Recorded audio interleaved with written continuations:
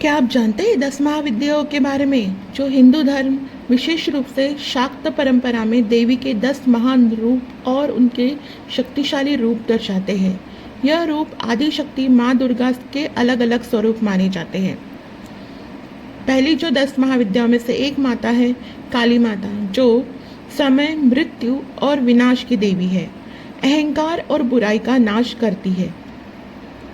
दूसरी जो है तारा, संकट से तारने वाली, संकट से बचाने वाली, भक्तों को सही मार्ग दिखाने वाली। त्रिपुर सुंदरी, षोडशी, सौंदर्य, प्रेम और आनंद की देवी, परम चेतना का प्रतीक। 4 नंबर देवी है भुवनेश्वरी, पूरे ब्रह्मांड की रानी, सृष्टि और आकाश का प्रतिनिधित्व करने वाली। छिन्नमस्तिका माता, त्याग और आत्म नियंत्रण का प्रतीक, इच्छाओं पर नियंत्रण रखना सिखाती है। भैरवी, विनाशकारी शक्ति, बुराई और अज्ञान को समाप्त करती है। धूमावती, शून्यता, त्याग और वैराग्य की देवी, जीवन के कठिन सत्य सिखाती है। बगलामुखी, दुश्मनों की शक्ति को रोकती है, वाणी और शक्ति पर नियंत्रण देती है।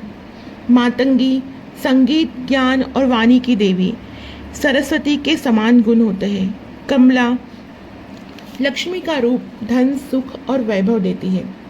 मुख्य अर्थ ये होता है कि 10 महाविद्या जीवन के हर पहलू को दर्शाते, मोक्ष, सृजन, पालन, संहार, त्याग, ज्ञान की।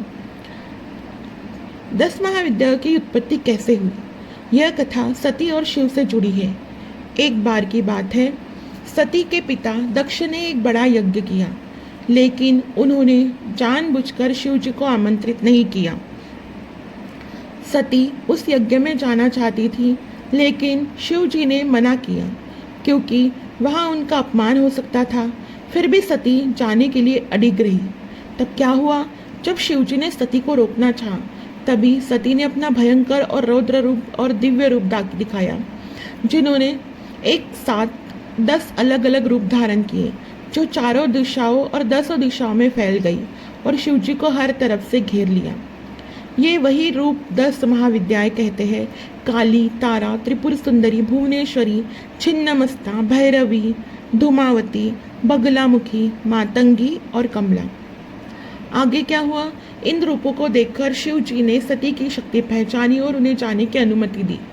सती यज्ञ में गई, जहाँ उनका और शिव जी का अपमान हुआ, और उन्होंने अपना शरीर अग्नि को समर्पित कर दिया।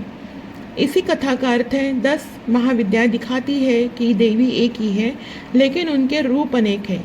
ये रूप जीवन के हर पक्ष को दर्शाते हैं। यह भी सिखाता है कि शक्ति के बिना शिव अधूरे है। और देखते हैं 10 महाविद्याओं के बारे में। काली माता, पहली जो है, रूप काला, गले में मुंडमाला, जेब बाहर, अहंकार और बुराई का नाश। साधना का फल भय से मुक्ति, शक्ति और साहस। आध्यात्मिक रूप जो है सब कुछ नश्वर है। दूसरी माता है तारा माता, तारने वाली, काली जैसी लेकिन शांत, करुणामयी, संकट से पार करने वाली, भय, दुर्घटना और संकट से रक्षा करने वाली। इनका आध्यात्मिक रूप है जीवन में मार्गदर्शन।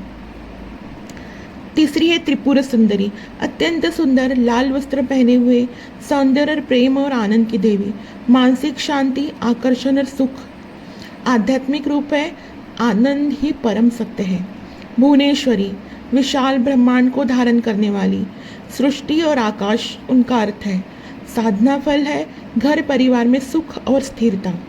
आध्यात्मिक रूप है सब कुछ उसी में समाया है। आगे है छिन्नमस्तिका माता, अपना सिर हाथ में और रक्तधारा, अर्थ है त्याग और बलिदान। साधना का फल है काम, क्रोध, लोभ पर नियंत्रण। आध्यात्मिक रूप है इच्छाओं पर विजय। भैरवी, लाल वर्ण, क्रोध युक्त, विनाश और तपस्या।